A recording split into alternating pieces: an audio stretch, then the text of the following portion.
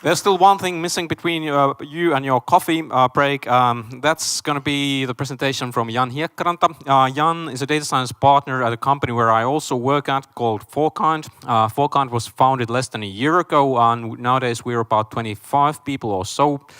This is a small consultancy calling itself a hands-on advisor, which means that we stand somewhere between strategic consulting and typical technology consulting, and all of our staff are pretty much hardcore long-term professionals from different parts of digital life. And next, I would like to invite Jan Hiekkaranta, who will be discussing what data-drivenness really means and how it might go wrong. Please welcome Jan.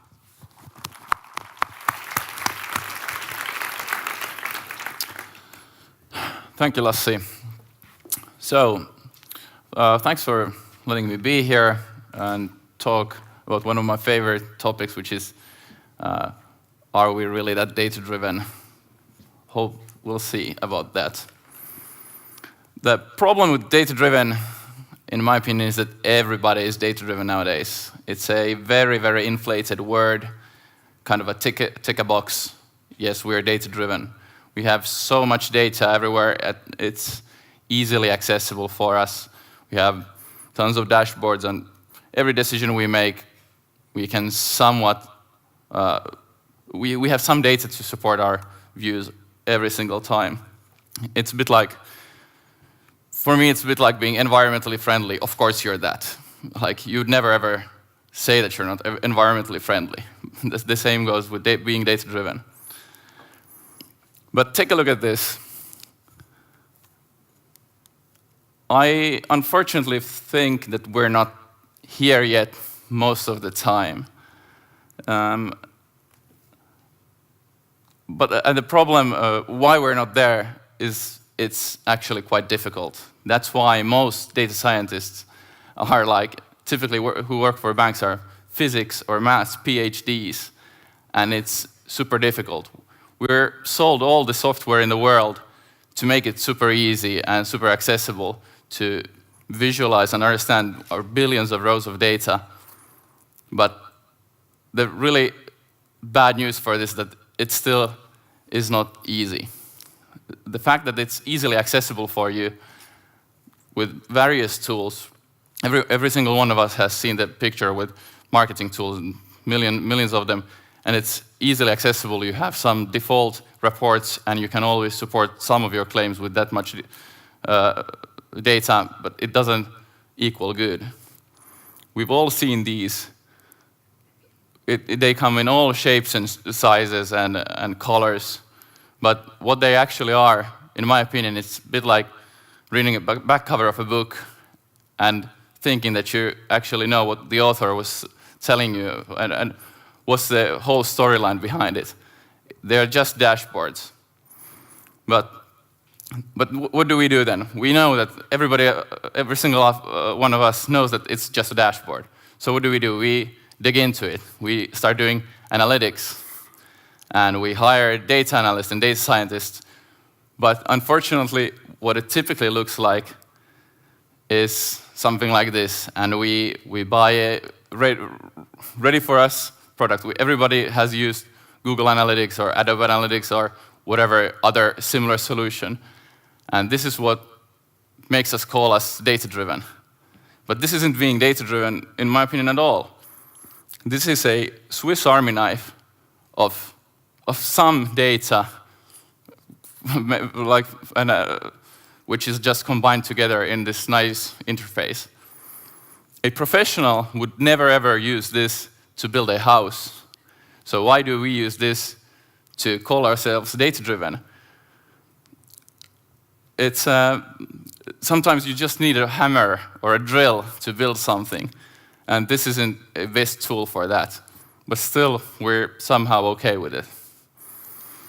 And tools like this lead to this Sherlock Holmes analytics, where you see some sort of pattern in your data, and then you start looking for clues. How could I somehow find here in this my default data setting, find some reasons for things that have happened? And you always find it if you really want to, because you have so much data that a good analyst always finds a good reason, and unfortunately, oftentimes it supports your original claim. Think about doctors, surgeons, or generals that would make decisions like this if they would have this kind of view and they would just measure heart rate and Boolean knowledge if the lungs are failing or not, at the same time that the brain is rotting on the table. Or a general who's measuring shots fired and maybe some big explosions caused, but he doesn't even know what he's shooting at. And of course, this would be criminal. We would never ever go under the scalpel of this doctor. But when we do a banner and we just measure click-through rate and some direct revenue, it's somehow okay. Like there was this great example about like roads being designed, killing 1.2 million people, but that's not a KPI, so who cares? Like, how the fuck is that acceptable? but still, everyone's okay with it, because, that, as I said, it's not in the KPIs. So, what's meaningful data then? Like, how can we get those deaths in our KPI metrics? Well, I would first start with creating the metric first before you name it. In my opinion, big problem is that we have so many default metrics given to us in front pages of these analytics tools we use that we think that must be very relevant for my use case. But typically it's not. It's just made for masses. Is your metric really telling you with some certainty that your service is actually better than it was yesterday? Also, very big thing, you should always have a discipline to stick to your data and know the limits of it. Don't draw conclusions that go way, way beyond your data set at hand, which seems to be quite often the case. Always think what's your default option. What would you do if you wouldn't have any additional data or information? And state that aloud before you start doing analytics. There was this great question about sunk cost, and it's a terrible place to be if you're poured €1 million into something and you happen to see that nothing works, but you cannot then just by default still keep using it and losing money with a new product, for example. Here are just some differences between what I would call data-inspired and data-driven. But I would like to emphasize like the whole idea of being data-driven, actually, what Ilari mentioned at least, it was really nice to hear, but the whole idea is to prove that you're wrong. It's like, why would you want to know that, yes, I was right again? You don't need data for that. Like, you can just skip the data part completely and just be happy how right you are every single time. The whole idea, the main point always is to prove you and your ideas wrong and to learn from it. This leads to finding failures within your designs and your ideas. But seriously, fuck up sometimes and measure it and learn from it. Understand why your design or idea didn't work. It's a classic mentioned like 5 times already, but fail fast, fail often, but learn from it and understand the underlying reasons for your failures. The only alternative for this is basically failing without knowing that, without knowing you failed and understanding why you failed. And you just keep on doing that. Demand more from yourself, your colleagues, from your team, your organization. Never settle for some metrics that you don't have influence over. Like so often times I hear people having some KPI in their bonus system that they don't have even they don't know how they could every day have some influence over that. Do not settle for limitations of dashboards and some default metrics. Measure exactly what you want to know. And here was like mentioned like highest paid person opinion already.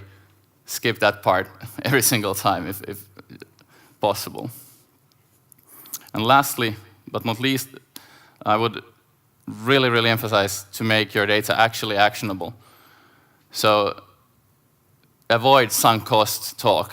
Everybody knows like the rule number one ever taught in university in economics is always sunk cost shouldn't be ever accounted in when you're measuring return of invest.